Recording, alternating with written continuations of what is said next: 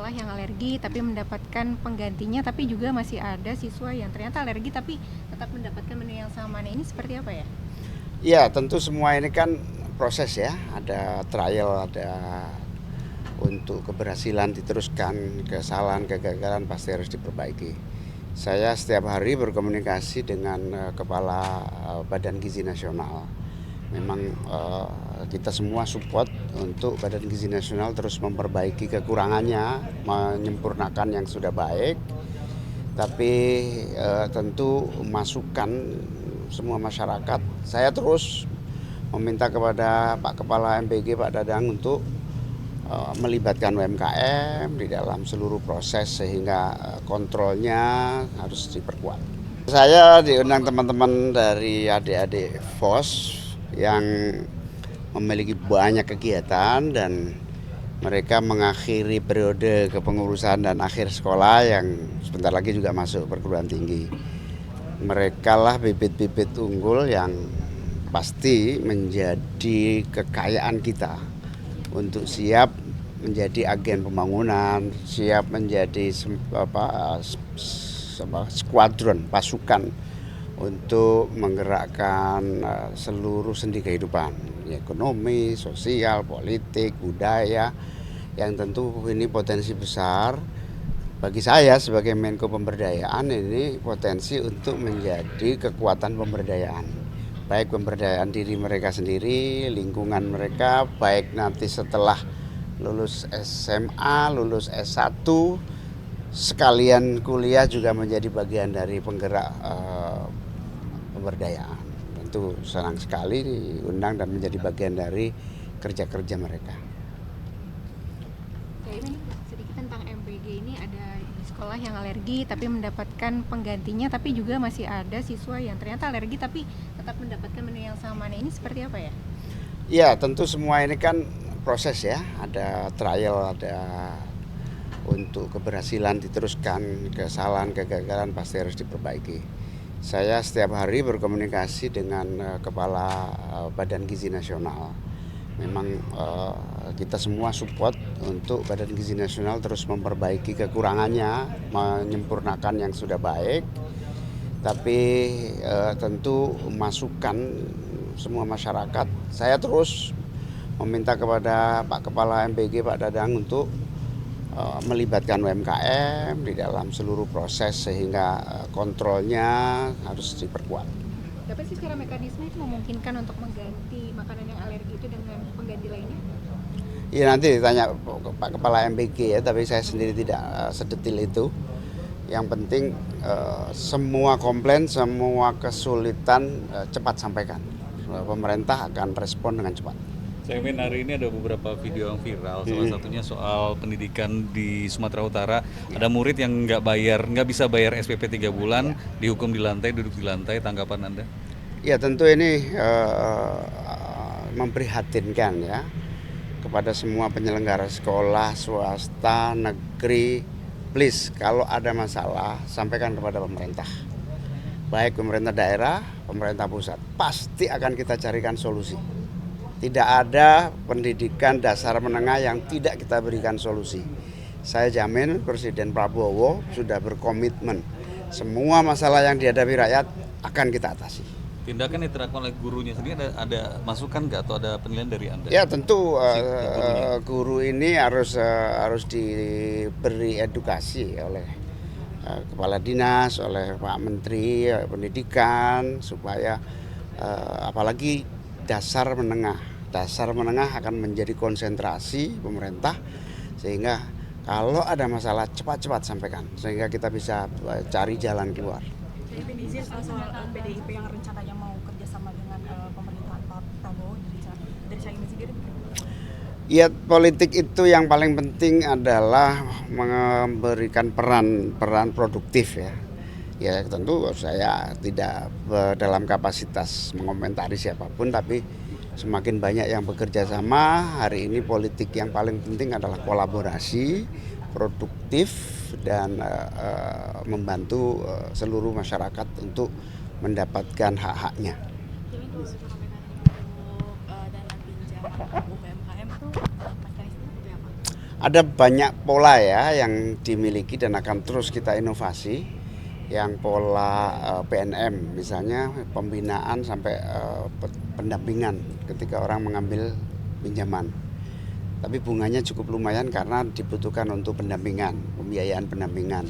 Saya juga sudah ketemu di RUT BRI untuk membuat pola baru yang bunganya agak rendah sehingga pendampingan tetap dilakukan. Saya juga bersama Kementerian Koperasi punya namanya Lembaga Pinjaman Dana Bergulir LPDB. Itu juga sangat terbuka, bahkan akan disuntik tambahan 15 triliun dari 6 triliun, 9 triliun yang dimiliki. Jadi pokoknya ada juga yang bersifat kur dari bank-bank. Semua akan diupayakan agar UMKM mengakses. Nah, target saya sebagai Menko Pemberdayaan, ayo kita cari terus formula, dan perintah Presiden terakhir kepada kita saat rapat terbatas adalah cari formula pinjaman yang paling murah, berbiaya murah tapi tidak hilang. Saya ingin soal isu politik lagi dikit dari saya. Putusan MK soal presidensial threshold ini kan sudah berubah. Nah, mantan partner Anda ini katanya sudah bikin ormas. Apakah ini juga Anda nilai strategi untuk 2009? Ya, Pak Anies juga akan maju kembali. saya belum diberitahu dan saya tidak tahu. Dan saya memang tidak perlu tahu dulu. Saya tidak tahu, ya nanti kita lihat aja. Gus, katanya ini nanti Presiden Prabowo akan mengumpulkan para pejabat kepala daerah terpilih untuk nanti Pasti, itu. pastilah. Dan berencana akan ada retret di Akmil Magelang seperti para Ya, menteri. ada ide itu lama, diskusi sudah dilakukan agar visi nasional dengan visi daerah nyambung. Ada ide satu konsolidasi, bentuknya bisa retreat, bisa macam-macam. Saya persilakan Pak Mendagri aja. Anda akan mengumpulkan kepala daerah terpilih dari partai Anda sebelumnya? Sudah, sebagian sudah lihat provinsi. Tapi kalau ormas bentukan dikomandai Pak Anies ini udah tahu? Belum. Terakhir dari saya soal ramainya video viral plat mobil 36. Anda sendiri kan pejabat negara punya pengawalan. Anda sendiri sebenarnya punya instruksi sendiri nggak sih untuk pengawalan Anda? Saya malah pengawalan ini menjadi kebiasaan dari dulu yang saya kira kalau sangat butuh saja kita pakai. Kalau tidak butuh ya lebih baik kita biasa-biasa aja.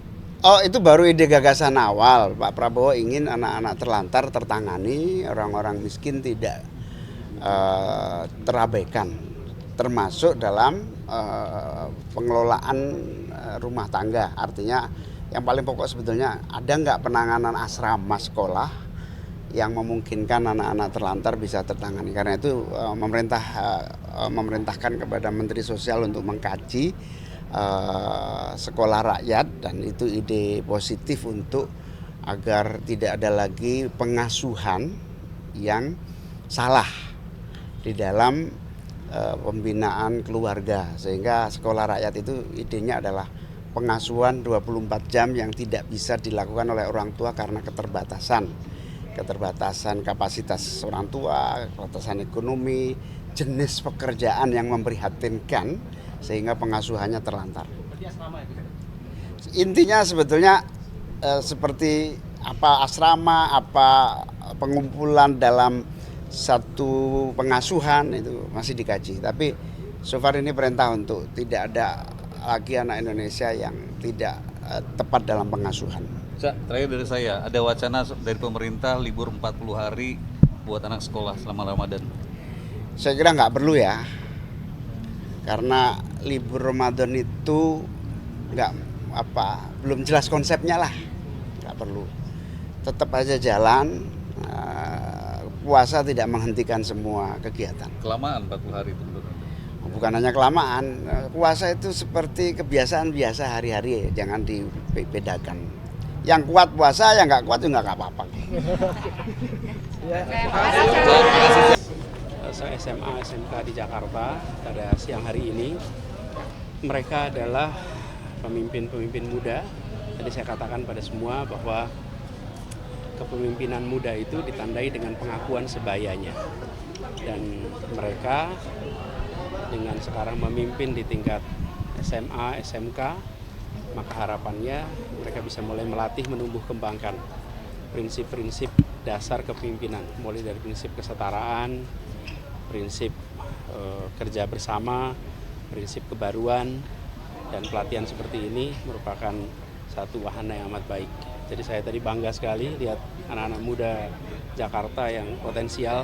Insya Allah kita punya stok pemimpin yang banyak untuk masa depan. Pak Anies, Anda dikenal sebagai sosok yang concern dengan pendidikan, pernah juga menjabat Menteri Pendidikan. Hari ini ada yang viral tentang pendidikan di Medan, Sumatera Utara. Ada anak yang harus dihukum duduk di lantai karena tidak membayar SPP 3 bulan. Tanggapan Anda? Ya, semua yang sifatnya sanksi terhadap anak pelajar itu harus memiliki unsur pendisiplinan yang pembelajaran. Jadi ada pendisiplinan, tapi pendisiplinan itu harus memiliki unsur pembelajaran. Kalau tidak ada unsur pembelajaran, itu hanya memuaskan orang yang memberikan sanksi atau memberikan kedisiplinan. Karena itu semua tindakan pendisiplinan harus tujuannya adalah untuk mengembalikan kepada langkah yang benar dengan cara-cara yang edukatif. Tanggapan Anda terhadap guru yang melakukan sanksi itu apa? Harus banyak dibekali. Jadi guru-guru kita perlu dibekali dengan metode-metode pendisiplinan yang benar, metode pendisiplinan yang baru, sehingga metode-metode lama yang sudah tidak tepat lagi itu tidak digunakan. Nah, sekolah kemudian perlu memastikan bahwa tindakan-tindakan yang dikerjakan guru adalah tindakan yang edukatif sifatnya. Ya. Tanggapannya Pak tentang pagar laut di Desa Ketapang? Waktu ini akan meluncurkan organisasi masyarakat yang berbentuk begitu sosial ada atau kabar,